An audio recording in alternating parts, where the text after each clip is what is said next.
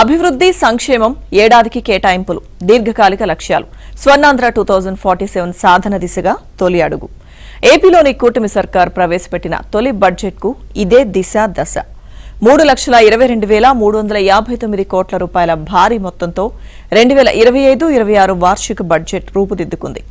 పేరుకిది ఒక్క సంవత్సరానికి జమా ఖర్చుల పద్దు. కానీ 2047 నాటికి స్వర్ణాంధ్ర సాధన దిశగా తొలి అడుగు వేశారు. అందుకు 10 సూత్రాలు నిర్దేశించుకున్నారు. పేదరిక నిర్మూలన, ఉపాధి కల్పన, నీటి సంరక్షణ, వ్యవసాయం అభివృద్ధి, రవాణా సదుపాయాల మెరుగుదల, తక్కువ ఖర్చుతో ఇంధన ఉత్పత్తి, స్వచ్ఛాంధ్ర, టెక్నాలజీ విస్తృత వినియోగం, తక్కువ ధరలతో అత్యుత్తమ నాణ్యమైన ఉత్పత్తుల తయారీ. ఈ 10 సూత్రాలతో 2047 నాటికి రాష్ట్రాన్ని దేశంలోని అగ్రస్థానంలో నిలబెట్టాలని నిర్ణయించారు. ఈ దీర్ఘకాలిక ప్రణాళికకు అనుగుణంగా 2025-26 బడ్జెట్ను రూపొందించారు.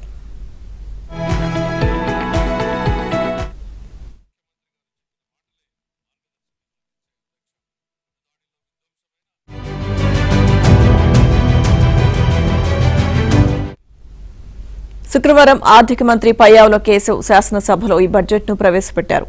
ఈ బడ్జెట్లో మూలధన వ్యయానికి అత్యంత ప్రాధాన్యమిచ్చారు. 2014-2019 మధ్య టీడీపీ ప్రభుత్వం మూలధన వ్యయం కోసం 59% ఖర్చు చేస్తే 2019-2024 మధ్య వైసీపీ ప్రభుత్వం కేవలం 22% ఖర్చు చేసింది.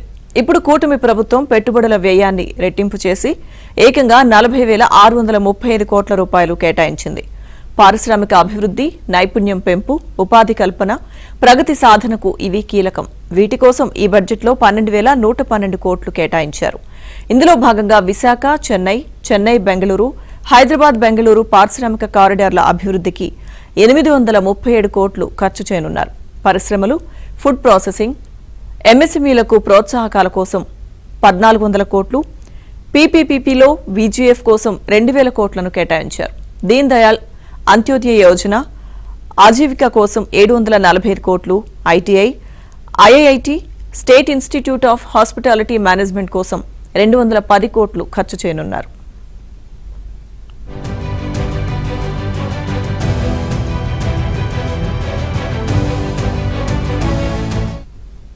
ఆర్థిక సాంకేతిక ప్రగతితో రాష్ట్ర అభివృద్ధి వేగవంతమవుతుందనే ఉద్దేశంతో సంబంధిత రంగాలపై ప్రత్యేక దృష్టి సారించారు. వీటికి ఏకంగా 55,730 కోట్ల రూపాయలు కేటాయించారు. అమరావతిని గ్రోత్ ఇంజిన్ గా భావిస్తున్న నేపథ్యంలో నూతన నగర అభివృద్ధి కోసం బడ్జెట్లో 6,000 కోట్లు వెచ్చించనున్నారు.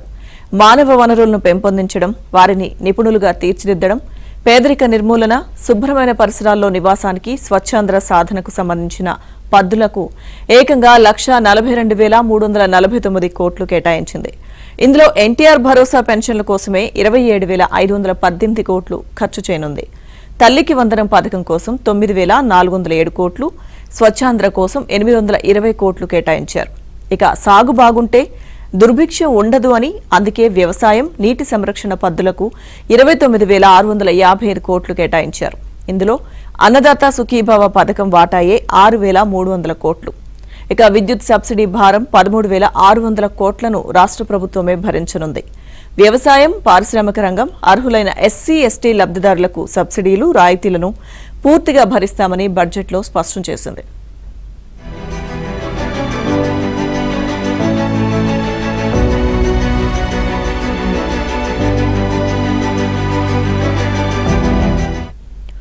ఆంధ్రప్రదేశ్ పునర్నిర్మాణానికి రాష్ట్ర బడ్జెట్ పునాదిలా నిలుస్తుందని దృఢంగా నమ్ముతున్నట్లు ముఖ్యమంత్రి చంద్రబాబు అన్నారు.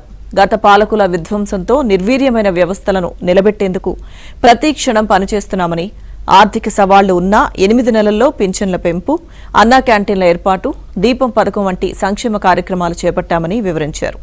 గత ప్రభుత్వం నిలిపివేసిన 93 కేంద్ర ప్రాయోజిత పథకాల్లో 74 పథకాలను ఇప్పటికే ప్రారంభించామన్నారు.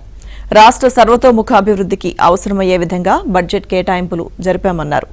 రాష్ట్ర గతిని, స్థితిని మార్చే సానుకూల ప్రగతిశీల బడ్జెట్ను ప్రజల ముందు ఉంచామన్నారు. స్వర్ణాంధ్ర విజన్ 2047 లక్ష్య సాధనకు ఈ బడ్జెట్ రోడ్ మ్యాప్ గా నిలుస్తుందని అన్నారు.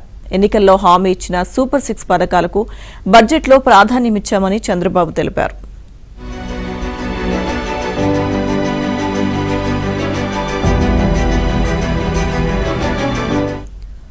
ఏపీ 2025-26 వార్షిక బడ్జెట్ సంక్షేమం, సుస్థిర అభివృద్ధి లక్ష్యంగా ఉంది అని డిప్యూటీ సీఎం పవన్ కళ్యాణ్ అన్నారు.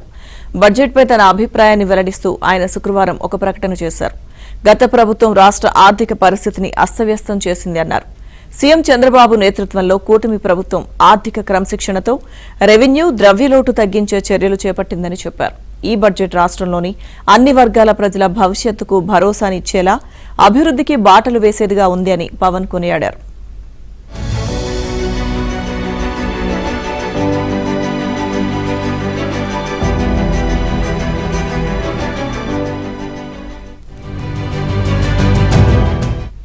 రాష్ట్ర వార్షిక బడ్జెట్లో సంక్షేమానికి పెద్దపీట వేశారు.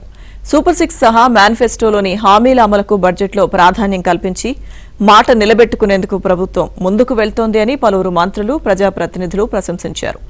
మంత్రి అనగాని సత్యప్రసాద్ మాట్లాడుతూ హామీ మేరకు వేట నిషేధ కాలంలో మత్స్యకారులకు వృత్తిని 10,000 నుంచి 20,000కు పెంచామన్నారు. జగన్ విధ్వంస పాలన నుంచి నిర్మాణం వైపు నడిచేలా రాష్ట్ర వార్షిక బడ్జెట్ స్ఫూర్తినిచ్చిందని మంత్రి నిమ్మల రామానాయుడు అన్నారు.